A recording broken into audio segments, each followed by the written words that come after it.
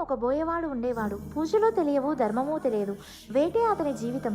ఒకరోజు ఆకలి బాధతో అడవిలోకి వెళ్ళాడు. ఆ రోజు మహాశివరాత్రి. ఒక నీటి కొలను దగ్గర మారేడు చెట్టు ఎక్కి వేట కోసం ఎదురుచూశాడు.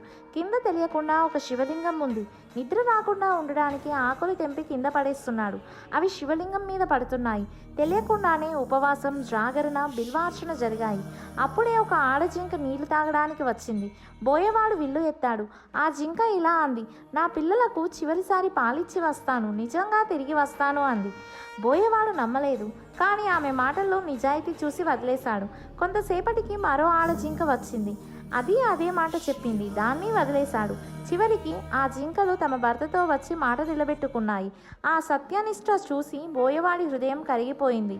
నేను ఎన్ని ప్రాణాలు తీశాను, ఇవి మాత్రం మాట నిలబెట్టుకున్నాయి అని విల్లు పడేశాడు.